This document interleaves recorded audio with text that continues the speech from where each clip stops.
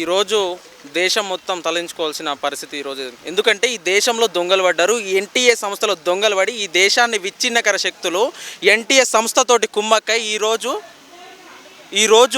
విద్యార్థులు దాదాపు ఏదైతే ఇంటర్మీడియట్ కంప్లీట్ అయ్యి మెడిసిన్ సీట్ల కోసం ఏదైతే విద్యార్థులు నీట్ ఎగ్జామ్ అప్లై చేస్తే ఆ నీట్ ఎగ్జామ్లో పేపర్లు అంగట్లో సరుకుల్లాగా అమ్ముకొని విద్యార్థుల జీవితాన్ని నాశనం చేసిన పరిస్థితి మనం చూస్తున్నాం.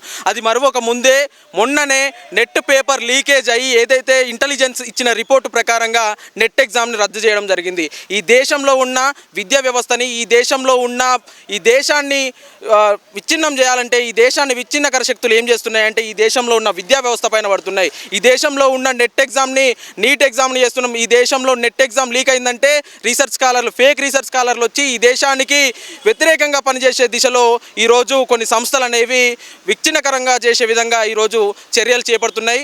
ఈరోజు అఖిల భారతీయ విద్యార్థి పరిషత్ ఆధ్వర్యంలో ఇదే ఆర్ట్స్ కాలేజ్ వేదికగా విద్యార్థులతోటి ఈరోజు ఏదైతే ఎన్టీఎస్ సంస్థని ప్రక్షాళన చేయాలని ఎంటీఎస్ సంస్థ యొక్క దిష్టిబొమ్మ దహనం చేయడం జరిగింది. ఈరోజు అఖిల భారతీయ విద్యార్థి పరిషత్గా మేము ఒకటే విద్యార్థులకు తెలియజేస్తున్నాము, మీరు మనస్తాపనకు గురవద్దు. మీ వెంట అఖిల భారతీయ విద్యార్థి పరిషత్ దేశవ్యాప్తంగా ఉన్నది.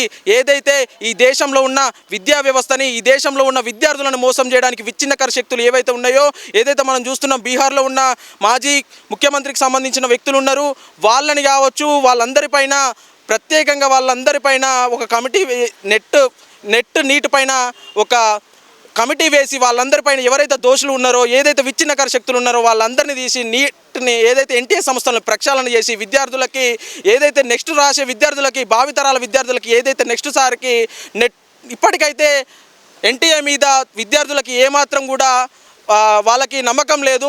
కానీ ఈరోజు ఎన్టీఏని కేంద్ర ప్రభుత్వం చొరవ తీసుకొని ఎన్టీఏని ప్రక్షాళన చేసి ఏదైతే రాబోయే ఎగ్జామ్లు అయినా కానీ మంచిగా జరిపే విధంగా చర్యలు తీసుకోవాలి.